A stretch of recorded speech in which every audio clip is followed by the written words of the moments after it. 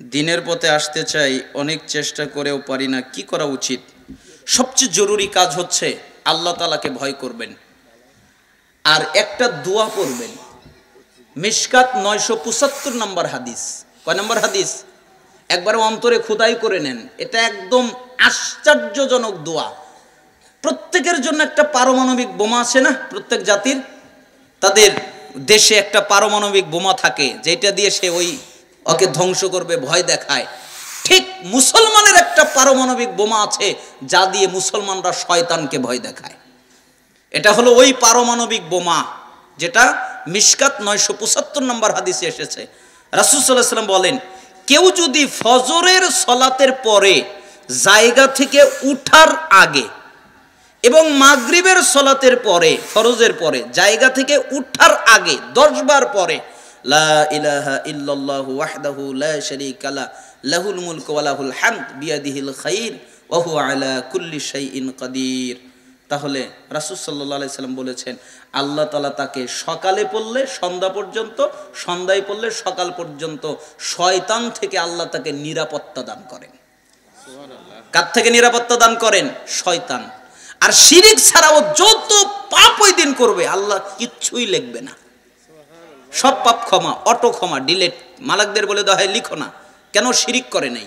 শিরিক করলে লেখা হবে, কিন্তু শিরিক ছাড়া অন্য কোনো পাপ আল্লাহ ধরবেন। আরো অনেক নেকি হয়, 10টা নেকি হয়, 10টা মর্যাদা বেড়ে যায়, 10টা গুনাহ মাফ হয়, আরো অনেক ফজিলত আছে। সবচেয়ে জরুরি কাজ হচ্ছে আল্লাহ তাআলা তাকে শয়তান এবং যত অপছন্দনীয় কাজ সবগুলো থেকে আল্লাহ তাকে হেফাজত করেন। এই জন্য এই দোয়াটা পড়বেন। অত্র এলাকায় প্রতি ঈদের নামাজ শেষে পরিবারের মৃত ব্যক্তির কবরে যেয়ে সবাই হাত তুলে সম্মিলিতভাবে মোনাজাত করে, এটা করা যাবে কি না? জি না, এটা বিদআত। একা কি করতে পারে। আবার যদি আপনি কোনোদিন না যান, খালি ঈদের দিন যান, তাও যাওয়া যাবে না।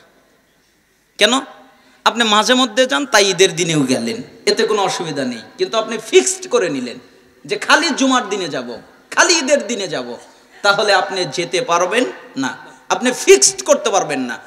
এছাড়া আপনি যখন মনে চায় তখনই গেলেন, আপনি দিন 5 বারে গেলেন, অথবা আরো বেশি গেলেন, আরো কম গেলেন, গিয়ে আপনি দোয়া করলেন নিজের মতো করে, একাকীভাবে নিজের মতো করে নিজের ভাষায় করলেন, এতে কোনো অসুবিধা নাই।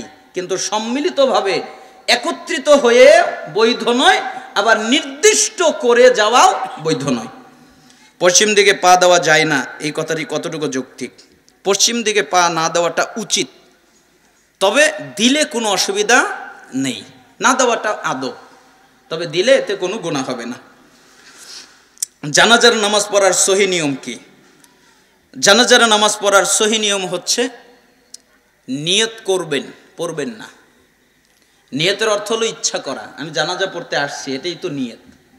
আল্লাহু আকবার বলবেন, এরপরে সূরা ফাতিহা পড়বেন, অন্য সূরার সাথে পড়বেন, আল্লাহু আকবার বলবেন, দুরূদ শরীফ পড়বেন, আল্লাহু আকবার বলবেন, দোয়া পড়বেন, আল্লাহু আকবার বলবেন, ডানে বামে সালাম ফিরাবেন। মসজিদে বিবাহ কি বৈধ? জি, সুন্নাহ পদ্ধতি।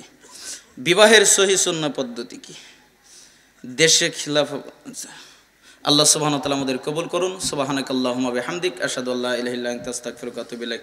আসসালামু আলাইকুম ওয়া রাহমাতুল্লাহ।